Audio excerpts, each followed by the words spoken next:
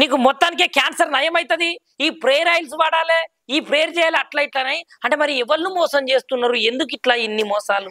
నేనేమంటే వాళ్ళని వాళ్ళు పాపం ఏదో ఓ పొట్ట బట్ట వాడు నీకు ఇంగ్లీష్ లో పారాసైట్ అంటే తెలుసు, పారాసైట్ తెలుగులో ఏమన్నా పరాన్న జీవి. సో అది పరాన్న జీవి, వీడు పాపిష్టి జీవి. వీడు దశం భాగాలనే దాని మీద ఆధారపడి దాన్ని ప్రజల దగ్గర నుంచి ఆ రక్తం కూడు తినడం కోసం వాడు సిద్ధపడి పరిశుద్ధం అని చెప్తూ ఈ అశుద్ధం అని చెప్తూ ఈ దేశాన్ని మొక్కలు చేయడం కోసం ఈ ధర్మనాశనం చేయడం కోసం వాడు పనిచేస్తూ ఉంటాడు.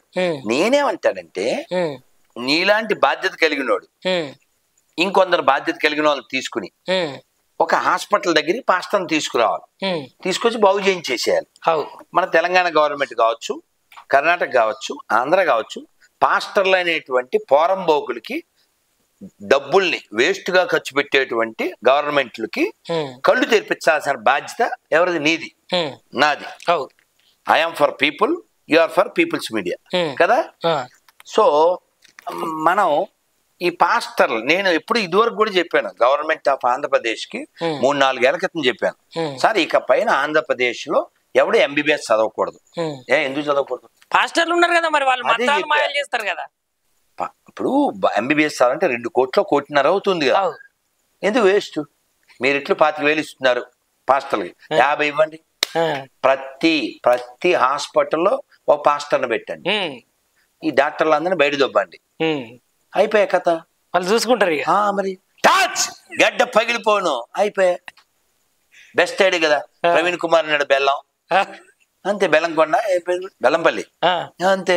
ఈ బెల్లంపల్లిలో అల్లంపల్లి వాళ్ళకి చెప్పేస్తే సరిపోద్దు కదా. సో కాబట్టి గవర్నమెంట్ ఇలాంటి ఫూల్స్ని ట్యాక్స్ డబ్బులు ఇచ్చి మేపితే ఇక ఈ దేశ పతనాన్ని ఎవరు ఆపుతారు?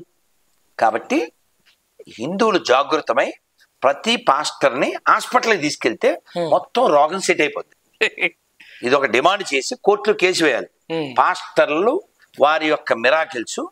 మొన్న అతను విష్ణు అని ఉంటాడు కదా, అతను ఏదో వచ్చిందన్న భలే అది సినిమా, ఓహో గొర్రెలది, ఇదిగో యాక్టర్స్, అది భలే ఆ సీను వస్తే బాగుండు. రామ్ ప్రసాద్ మాట్లాడతాడు స్వామి, అది భలే ఉంటుంది. అది చూసా కదా, చూసా కదా. అది వాడు కింద కూర్చుని వాళ్ళ అబ్బాయి నోటి నిండా తినేసి అధ్యాయం 30 అంటాడు, నేను దేవుడిని ప్రార్థిస్తున్నాను ఆ చాప్టర్ అందులో లేకుండా ఉండుగా. కానీ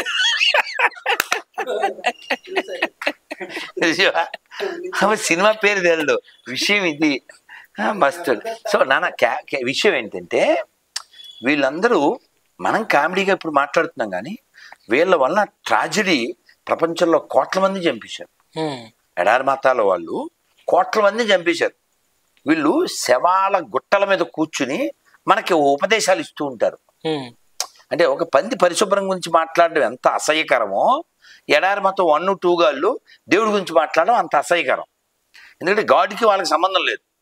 ఉదాహరణకి రాముణ్ణి నేను నమ్మను అని ఎవరన్నా చెప్పారు అనుకో, నీ ఇష్టం అంటాం.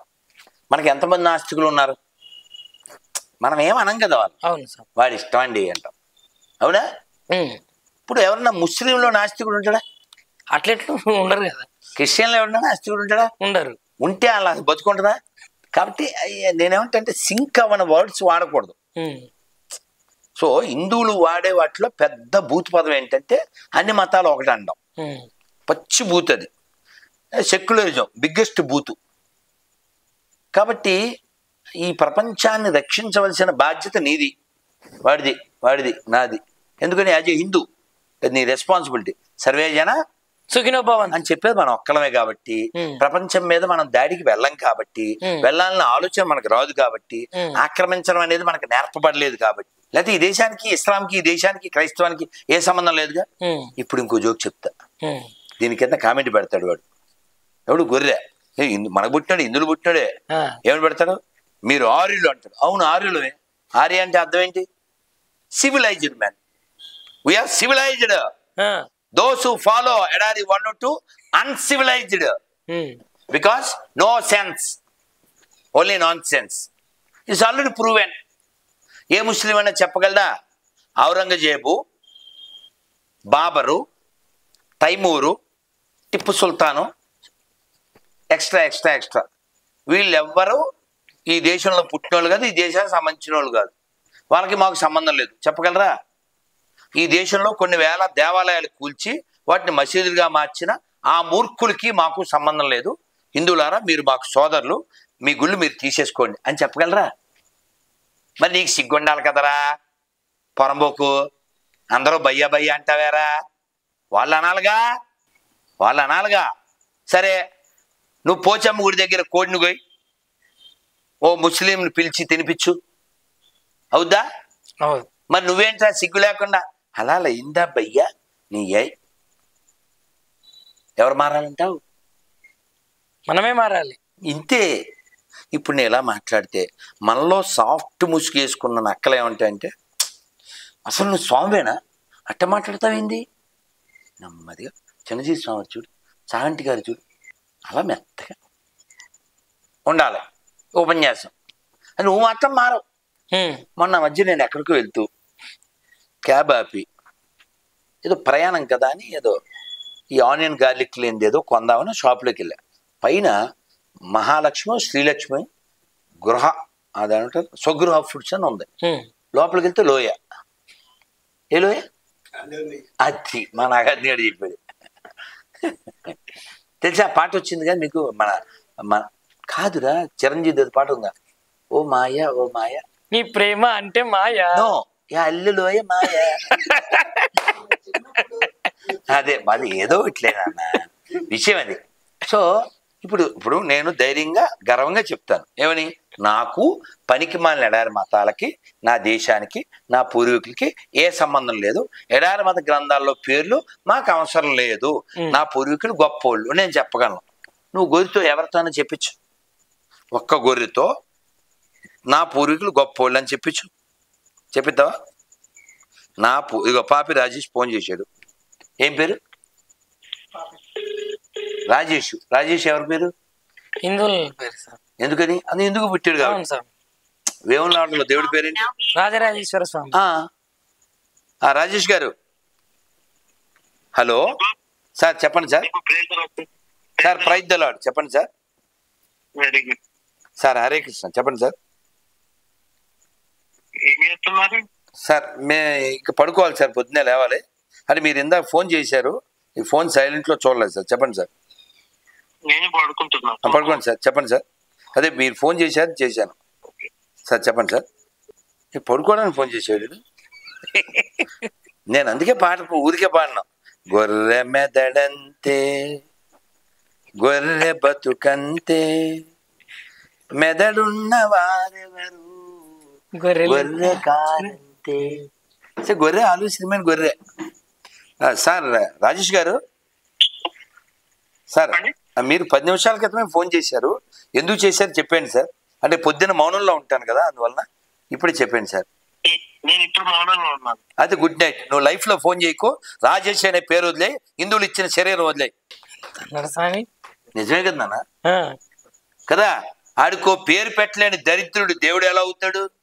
అవునా కదా? హిందువుల పేర్లు కావాలి, హిందువులు ఇచ్చిన శరీరం కావాలి. వాళ్ళ అమ్మ చీర కడద్దు తెలుసా నీకు? గౌణీయం కట్టదు తెలుసా? చీర లేదుగా నీ ముష్టి బుక్కులో. పాపి పడుకున్నాడు, ఇదే టైటిల్. సో నేనేదో పూర్వీకుల గురించి అడుగుదాం కూడా. సో చిల్లర పాపిష్టి పాపి పేరు అట్లనే పెట్టుకున్నారా సార్? ఏ డౌటా? అరే వాళ్ళ క్వాలిటీస్ని బట్టి ఆ పేర్లు ఉంటాయి.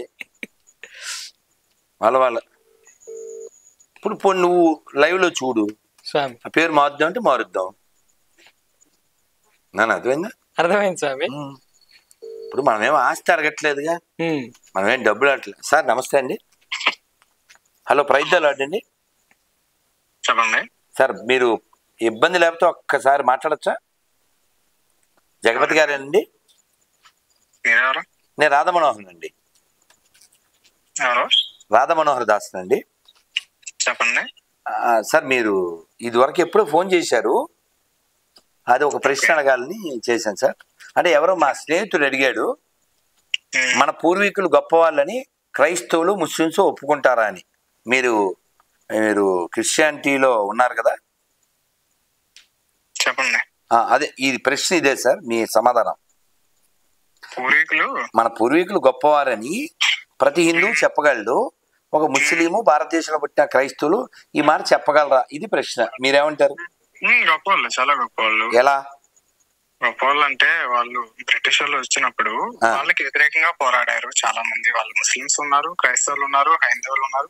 కాదు సార్ బ్రిటిష్ వాళ్ళే క్రైస్తవులు కదా, క్రైస్తవుల మీద క్రైస్తవులు ఎలా ఫాలో అవుతారు?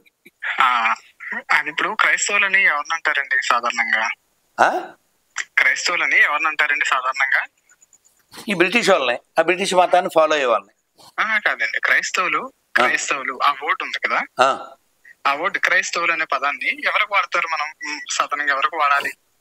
అదే నా ఆలోచన లేదు సార్. ఎవరైతే రక్తం అంటూ కాదు సార్ ఎవరైతే జగపతి గారు, ఎవరైతే రక్తం పక్కన పెట్టండి సార్, రక్తం పక్కన పెడితే మొత్తం మతమే పడిపోతుంది సార్. మీరు చూడండి, ఇప్పుడు మీరు ఒక్క నిమిషం సార్, మీరు కృష్ణుడు అనే ఒక దేవుణ్ణి లేకపోయినా సనాతన ధర్మం ఉంటుంది, వెంకటేశ్వర స్వామి లేకపోయినా శివుడు తీసేసినా ఉంటుంది, కానీ రక్తం లేకుండా అసలు క్రైస్తవ మతం ఉంటుందా? అది మెయిన్ టానిక్ అదే కదా సార్. బ్లడ్ లేకపోతే హెడ్ లేని వాళ్ళు బ్లడ్ అనే వాళ్ళే క్రైస్తవులు, అంతే కదా సార్. అదే పక్కన పెట్టేది. నేను చెప్పేది ఏంటంటే సార్, అసలు ఈ క్రైస్తవ మతమే పక్కన పెట్టేద్దాం, విషయంలోకి వచ్చేద్దాం సార్. ఇది పక్కన పెట్టేసి మన సార్ నా భాష ప్రకారం నా భాష ప్రకారం చెప్తే మీరు బాధపడతారు. అందుకని నేను మిమ్మల్ని బాధ పెట్టడం నాకు ఇష్టం లేదు. నేను మిమ్మల్ని బాధ పెట్టడం నాకు ఇష్టం లేదు. నేను మిమ్మల్ని బాధ పెట్టడం నాకు ఇష్టం లేదు. మిమ్మల్ని బాధ పెట్టడం నాకు ఇష్టం లేదు. మీరు మన దేశంలో మన పూర్వీకులు గొప్పవాళ్ళు అని చెప్పడానికి కారణం ఏంటి? బ్రిటిష్ వాళ్ళు వచ్చారు, దోచుకున్నారు, వాళ్ళు దొంగలు లంగగాళ్ళు, వాళ్ళ విషయం పక్కన పెడదాం. కానీ సార్ మీరు ఇప్పుడు అన్నారు, ఈ బ్రిటిష్ వాళ్ళని ఆత్మీయ తల్లిదండ్రులు అనేటువంటి పాస్టర్లు ఉన్నారు.